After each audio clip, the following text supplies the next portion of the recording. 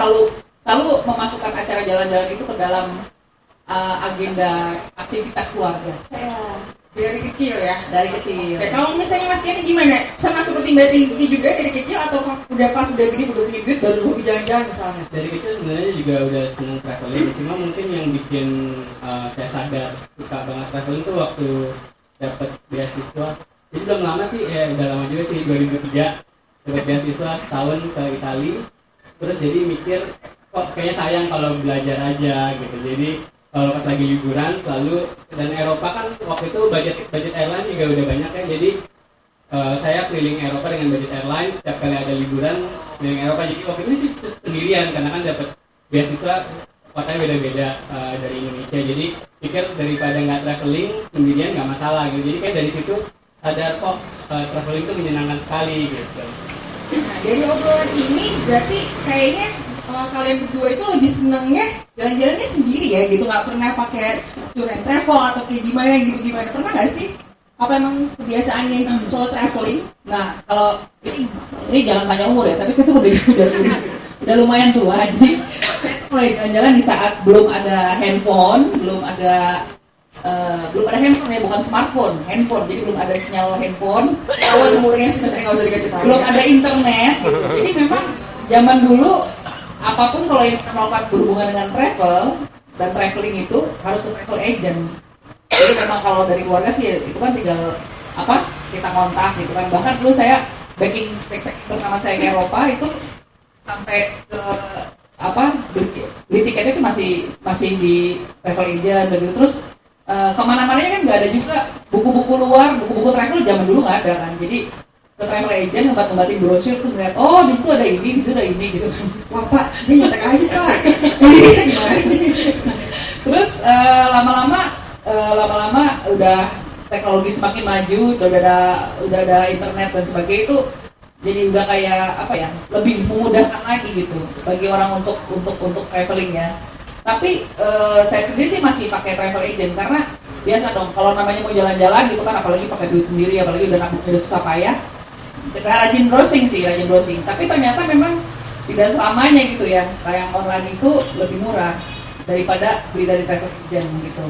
Dan biasanya untuk pengurusan segala macam juga kan lewat travel agent. Kemarin aja waktu TNT RTW itu yang keliling dunia setahun itu, saya juga tiketnya juga beli dari travel agent karena ya waktu itu pas kebetulan penemukan yang lebih murah dibandingkan beli online. Oke, Mas ini gimana? Sempat ada ini juga dengan travel agent atau biasa solo travel agent? Nah, kalau biasanya memang lebih banyak sih sendiri sebenarnya gitu. Cuma kalau di negara tujuannya biasa pakai day tour dari travel agent yang ada di sana. Cuma seperti Trinity, kalau untuk ngurus visa, kadang kan visa kalau ngurus sendiri lebih repot. Kita pakai aku pakai travel agent gitu kan, karena kan diantar jemput, kadang bisa diantar jemput paspornya terus seperti itu. Terus juga travel insurance gitu. Terus juga kadang-kadang ada promo airline yang cuma ada di travel agent gitu. Jadi kayaknya aku pernah dapetin beberapa promo yang memang mereka ngasih informasi hanya tersedia di travel agent. Waktu itu kalau nggak salah Singapore Airlines, saatnya juga Widaya gitu. Jadi dia nggak tersedia promonya di website gitu. Jadi harganya lebih murah gitu. Jadi kalau seperti itu aku bisa pakai travel agent gitu. Jadi tapi kalau buat jalan-jalan di sana sih memang sekarang masih lebih banyak sendiri. Nah itu dia, Pak Effendi. Travel agent di mana saya berada yaitu Widaya, kami memang menyediakan travel consultant. Jadi travel consultant kami memang training ya. Kami training mereka supaya mengetahui destinasi-destinasi, sehingga bagi orang yang mungkin belum pakar seperti Mbak Trinity ini, pasti mereka ingin informasi yang lebih banyak. Nah, otomatis kami punya travel consultant, mereka sudah punya manual ya, yang kalau dulu sih masih hard copy ya, susah nyarinya. Sekarang kita kan punya sistem tersendiri, punya folder tersendiri di mana mereka bisa mencari. Dan penting lagi seperti yang tadi Kenny bilang bahwa cari tiket murah. Jadi kami punya travel consultant sudah tahu pada saat sekarang ini paling murah beli tiketnya, tiket yang kemana, dengan penerbangan apa, dan dibandingkan dengan mungkin internet atau mungkin langsung ke airline, apakah kami lebih murah atau tidak. Misalnya pada saat kami airline suka memberikan kami promo-promo karena mereka tahu bahwa jaringan kita ada hampir 50-an ya, jadi mereka tahu bahwa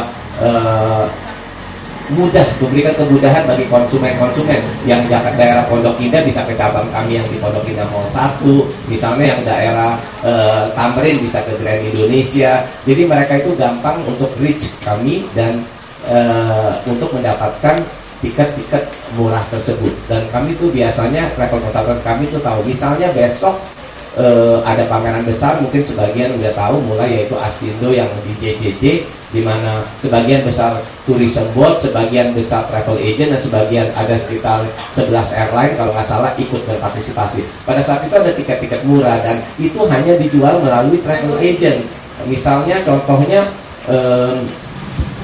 selama ini saya tidak pernah mendengar, mungkin Kenny ataupun Mbak Trinity ini mungkin juga belum pernah mendengar bahwa ada Hong Kong harga tiketnya cuma 299 dan itu full service carrier, bukan low cost carrier. Ya, full service dengan bagasi, dengan bisa bagasi, dengan termasuk makan, ya kan. Jadi full service carrier, cuma saya nggak sebut ya carriernya apa. Kalau mau nanti aja. Setiap state daripada di Australia, sehingga kalau Anda misalnya contohnya pada saat sekarang ikut day tour dengan day tour kan banyak nih di Melbourne gitu misalnya, perusahaan-perusahaannya banyak ya. Nah, ada yang tertentu bisa kerjasama dengan kami di mana misalnya beli 3 destinasi dapat 4 destinasi. Nah, itu hanya dilakukan melalui travel agent.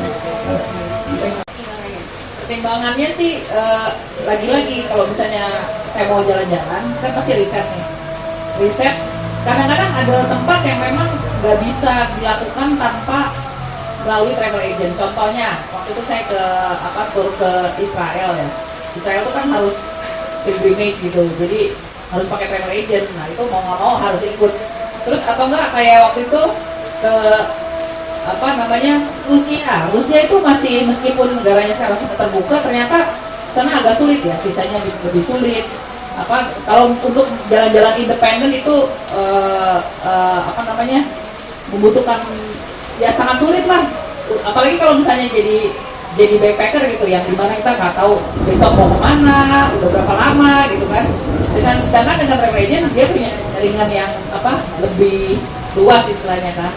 Nah sehingga kalau menurut saya pertimbangan ikut travel agent itu ya dari destinasi.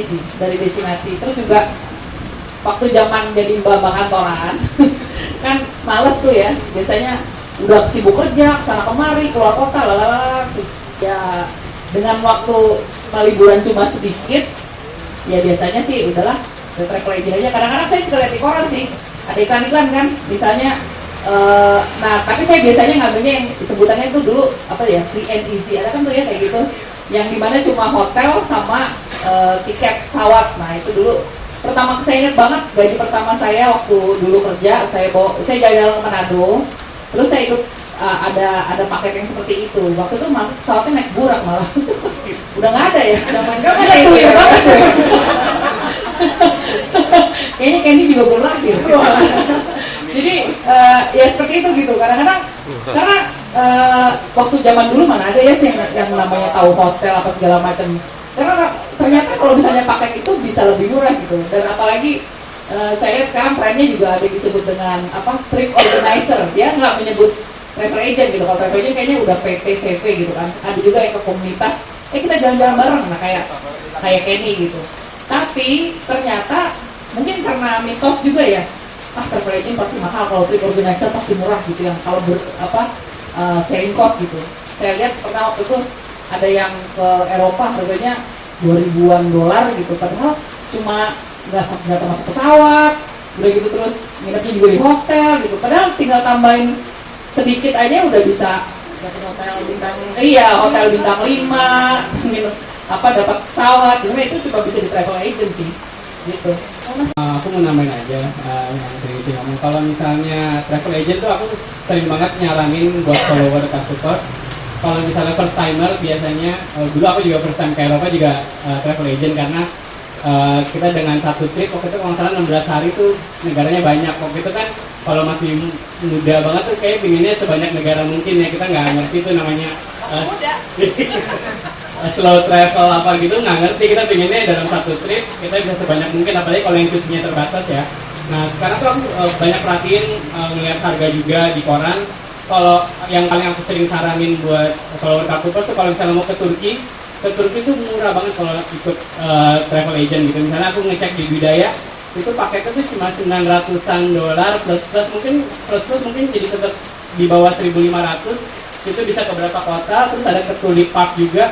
Padahal kalau kita beli tiket pesawat sendiri ke Turki, which is nggak ada budget airline, itu minimum udah $700-800 gitu. Jadi kalau memang punya waktu dan maksudnya pingin lebih fleksibel, mungkin aku anjurinnya tuh tetap ngambil paket tour ke Turki dari travel agent, terus nanti extend sendiri gitu loh. Jadi sebenarnya ke kota-kota, misalnya Istanbul, Kapadokia, Pamukkale gitu, Efesus itu kan kalau kayak Kapadokia, Pamukkale, Efesus itu sebenarnya tempat-tempat wisata kan yang standar lah, begitu lagi sebenarnya. Jadi aku usulin tetap ngambil paket travel itu, terus extendnya di Istanbul yang sebenarnya kita bisa sendiri juga kalau mau lebih lama.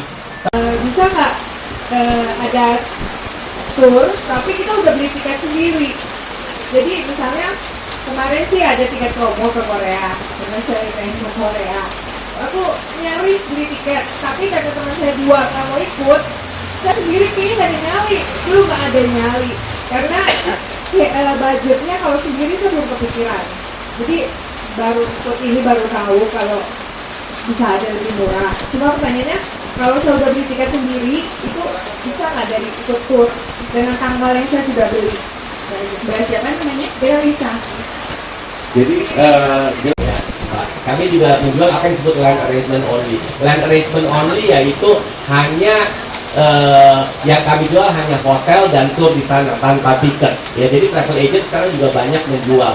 Bahkan kami juga kerjasama dengan travel lokal di sana, seperti yang Kenny bilang bahwa jadi udah punya tiket ikut day tour di sana. Day tour kan berarti kan tournya cuma sehari aja kan. Nah kami juga melakukan banyak kerjasama sehingga kami bisa bookingkan kepada travel agent di sana, ya kan. Dan biasanya kalau day tour itu namanya day tour hampir setiap hari mereka berangkat karena dari seluruh dunia banyak juga orang yang udah punya tiket. Jadi mereka tetap bisa ikut seperti itu. Cuma ya bahasa yang dipergunakan adalah bahasa Inggris. Sementara kalau grup yang sama-sama dari Jakarta kan ada tour leader kami yang bisa berbahasa Indonesia. Bedanya cuma beda di bahasa, tapi ya jelas bisa, dan itu jelas lebih fleksibel dan harganya pun bisa bersaing, jelas bisa bersaing daripada internet. Bahkan kadang-kadang kami juga bisa lebih murah karena sebagai travel agent dengan supplier tentunya kami mempunyai perjanjian harga khusus. Sama seperti kalau di sini orang jual AC dari pabrik pasti kan memberikan kepada distributor harga yang khusus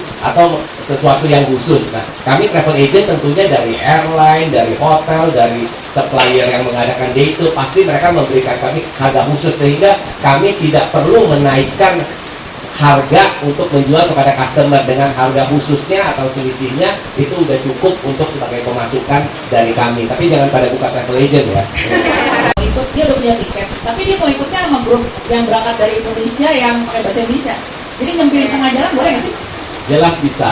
Ya, itu jelas bisa. Itu juga ada cara yang seperti itu juga bisa.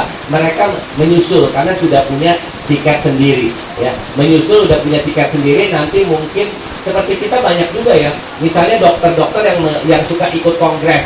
Mereka kan ikut kongres, mungkin dikirim oleh rumah sakitnya ikut kongres, misalnya yang sering di Jerman, kongres mengenai medical atau kedokteran. Ya, tapi kan mereka sayang kalau cuma kongres 3 hari udah terbang jauh-jauh. Mereka suka menghubungi kami, ada tour nggak sih? Oh ada pak, tanggal 20 misalnya di Belanda. Jadi kita tinggal aturin mereka tiket domestik, misalnya tiket low cost carrier yang tadi kata Kenny sekarang di Eropa udah makin banyak. Mereka terbang aja ke Belanda. Nanti terbang ke Belanda misalnya sudah ketemu dengan grup kami, tinggal kami kasih alamat restoran atau alamat hotel. Nanti dokternya atau siapapun itu langsung ketemu dengan tour leader kita, ngumpul gitu. Jadi tetap bisa aja, dan kami bisa perhitungkan harganya, kami bisa perhitungkan gitu, karena perhitungan harga kami bisa kami lakukan hari per hari gitu. Tidak terjadi masalah ya. Dan terus kalau pertanyaan kedua, apa yang kita lakukan? Sebenarnya kalau di Widaya itu kami bukan satu arah. Kami mempunyai kami sebagai travel itu melakukan banyak jasa-jasa, bukan hanya mengirim peserta, bukan hanya mengirim penduduk Indonesia ke luar negeri, tapi juga kami mengatur perjalanan penduduk Indonesia ke kota-kota lain di dalam Indonesia, dan juga kami menerima juga kami bekerja sama dengan partner-partner kami di luar negeri untuk menghandle masuknya wisatawan-wisatawan asing. Kami punya kantor cabang, sekarang kami punya kantor cabang di Banjarmasin, punya kantor cabang di Bali, punya kantor cabang di Balikpapan, Makassar, Bandung, Surabaya, ya. Jadi dan tentunya banyak di Jakarta. Jadi kami bisa menerima turis-turis asing, dan itu juga kami lakukan. Kami mengirim karyawan-karyawan kami bekerja sama dengan dinas-dinas pariwisata untuk mengadakan misalnya acara event-event di, misalnya event pariwisata di Malaysia. Kami mengirim di sana untuk menjual pariwisata Indonesia, event di Singapura misalnya, event juga misalnya di Dubai, di China, dan berbagai tempat, sehingga sekarang kami punya incoming business atau business untuk wisatawan masuk ke Indonesia juga baik, dan tahun lalu itu meningkat sangat pesat ya, meningkat cukup pesat ya. Saya lupa mungkin 35-40% ada peningkatan yang melalui kantor kami. Jadi tadi nggak ada, tapi yang paling berkesan karena pengalamannya pasti Iceland, karena ngeliat aurora borealis. Karena kan itu fenomena alam, nggak setiap, biarpun kita datang winter belum tentu dapat. Jadi itu salah satu yang kalau kalian belum bucket list banget, itu menurut aku. Terus kalau misalnya nggak menyenangkan sih sebenarnya bukannya nggak menyenangkan, karena aku cinta banget sama negaranya, itu India sebenarnya. India itu menurut aku kalian harus pergi, cuma aku nggak menyarankan untuk solo traveling sih, karena kadang kemana-mana tuh kayak kita berasa ini diajak ke toko kemana itu, waktu itu bukan sama travel agent ya, jadi emang pergi sendiri tapi sama supir, kita hire supir, itu tuh berasa kayak ini mau ditipu atau enggak ya gitu. Jadi terus kayak gitu juga kayak anak jalanan dan pengamennya itu nggak kayak di Indonesia. Kalau misalnya kita bilang enggak, mereka nggak langsung melipir, mereka akan ngikutin kita dari ujung ke ujung sampai kita masuk mobil, baru mereka, jadi biarpun kita bilang enggak, mereka akan tetap ngikutin. Sebenarnya mereka nggak jahat gitu, cuma kalau sendirian tuh mungkin agak lebih berat lah, atau lebih takut gitu. Jadi aku tuh seneng banget negaranya gitu, banyak hal yang menarik dari India, dan aku selalu nganjurin orang untuk ke India karena indah banget. Cuma aku selalu bilang kalau ke India mendingan sih rame-rame gitu. DLI sampai jalan darat naik kereta segala macam sampai ke Bangalore waktu itu. Dan memang bener sih yang dibilangnya nih. Dan kalau misalnya pengemisnya itu kan benar-benar ngotot gitu kan. Tapi kalau orang India bilang itu namanya persistence. Jadi kita dari jalan sini sampai ke sana terus diikutin. Dan memang bawaannya curiga gitu kan. Aduh, ini ditipu apa enggak. Tapi memang kalau soal ditipu apa enggak, kita tuh semuanya mempunyai kemungkinan yang sama gitu kan, probabilitasnya gitu kan. Tapi ya itu, kalau misalnya suatu saat akan ke India sendiri, pesan saya harus galak. Jadi mereka kadang-kadang memang suka menyalak di depan doang gitu, padahal kalau kita marah-marahin juga langsung melipir gitu kan. Shut dia gitu kan. Jadi nggak sampai gaya-gayaan gitu. Atau kalau memang nggak berani marah-marahin orang kayak saya, ikutlah tur dari budaya ya. Jadi kan udah semua pakai bus gitu, mungkin juga tuh leadernya segede-gede gambar. Ini budaya gitu. Saya mau nanya dari budaya, seandainya kita di sana, terus ada kejadian yang tidak diperhitungkan, apa pernah mengalami ada kejadian gitu? Saya pengen tahu, apa tur kita itu di cancel, apa diperpanjang di sana, apa balik lagi dulu, bagaimana gitu Pak? Terus ini ada sedikit nebeng Pak, kalau kita mau pergi sendiri ke negara itu, tapi urusan visa itu susah Pak, bisa nggak di budaya membantu tapi hanya untuk visanya aja gitu Pak? Terima kasih sebelumnya. Sebenarnya ya kalau dari pengalaman kami, maksud ibu itu yang seperti baru-baru terjadi musibah seperti itu ya puji Tuhan belum pernah terjadi. Tetapi justru itu tapi secara analisa apabila ikut grup tour, tentunya di sana ada tour leader dari budaya, dan budaya pasti kalau bukan punya cabang di sana, kami juga punya cabang di luar negeri atau perwakilan di luar negeri. Pasti kami mempunyai antisipasi. Misalnya pada saat beberapa waktu lalu di Bangkok banyak terjadi demonstrasi, tentunya agen perwakilan kami dan tugas kami sudah mengatur bahwa perjalanannya tidak terganggu. Kita tidak pergi ke tempat-tempat demonstrasi seperti itu. Ya, lalu pernah juga waktu di Jepang ada peserta kami yang harus melakukan operasi. Tentunya kami punya perwakilan di sana bisa membantu di mana karyawannya bisa melakukan sebagai penerjemah untuk membantu yang perlu dilakukan operasi, sementara grupnya sendiri tetap jalan. Ya, tetap jalan. Jadi turnya 30 orang nggak terganggu karena satu sakit. Yang satu sakit ada yang tentunya membantu di sana. Ya, ada yang tentunya membantu di sana dan tentunya biayanya akan ditanggung oleh pesertanya sendiri atau ditanggung oleh asuransi apabila di-cover oleh asuransi. Ya, jadi itu. Tadi yang kedua apa ya? Oh, untuk visa. Jadi begini, itu tergantung dari peraturan di negara, peraturan kedutaan masing-masing. Misalnya, kalau untuk meminta visa Amerika, tentunya peserta itu harus datang dan menghadap dan interview.